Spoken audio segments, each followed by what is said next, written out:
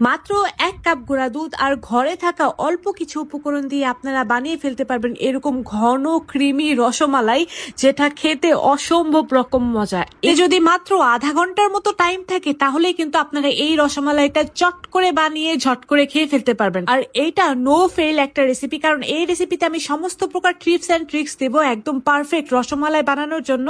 আর আমার এই রেসিপিতে রসমালাই বানালে ছোট ছোট বাচ্চারাও রসমালাই বানাতে পারবে। তো প্রথমে আমি রুম টেম্পারেচারে থাকা একটা ডিম নিয়ে নিয়েছি। ডিম যদি ফ্রিজে থাকে তাহলে আধা ঘন্টা আগে বের করে নিয়ে তারপরে ফেটিয়ে নেবেন। এখন এখানে আমি 1.5 কাপের মতো গুঁড়া দুধ দিয়ে নিয়েছি। আপনারা কিন্তু দেখতেই পাচ্ছেন কাপটা কিন্তু অনেকটাই ফাঁকা আছে, অর্থাৎ কাপটা আমি ভরে নিইনি। তারপর এখানে দিয়ে দিয়েছি 1 চিমটি বেকিং পাউডার। তারপর এখানে দিয়ে দিয়েছি 1 টেবিল চামচের মতো ঘি।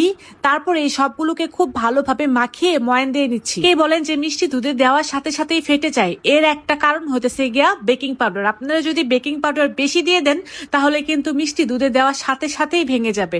সো অল্প একটু বেকিং পাউডার দিবেন, দেখবেন যে আপনাদের মিষ্টি একদম পারফেক্ট হবে, দুধে দিলেও ভাঙবে না। এখন আমি অল্প অল্প করে ডিম দিয়ে ডোটাকে মাখিয়ে নিলাম। আর দেখতে পাচ্ছেন আমার কিন্তু এখানে অনেকটুকুই ডিম বেঁচে গিয়েছে, অর্থাৎ একটু একটু করে ডিম দিবেন আর মাখিয়ে নেবেন।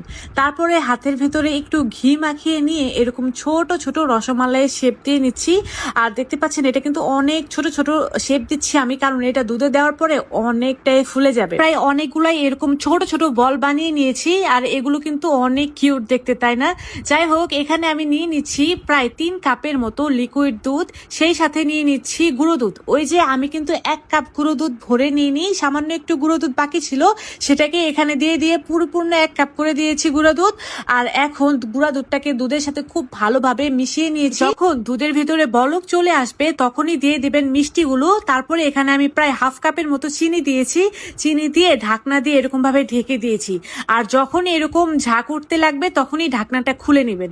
এরকম ভাবে 6 থেকে 7 বার ঢাকনাটা খুলবেন আর লাগাবেন। ঝাঁক উঠলে কিন্তু দুধটা পড়ে যাওয়ার একটা সম্ভাবনা থাকে, তার জন্য কিন্তু এখানে দাঁড়িয়েই আপনাকে পুরোটা রসমালাই একদম রান্না করতে হবে।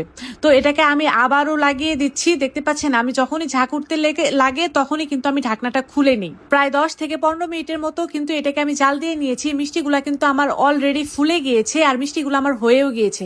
এখন 1 টেবিল চামচের মতো কর্নফ্লাওয়ার একটু জর্দার রং দিয়ে পানি দিয়ে গুলিয়ে নিয়ে তারপর এই রসমালাইয়ের ভিতরে দিয়ে দিলাম, যেন দুধটা একটু ঘন দেখায়। আর দেখতে পাচ্ছেন কর্নফ্লাওয়ার দেওয়ার পরে দুধটা কতটা ঘন দেখাচ্ছে, একদম পারফেক্ট।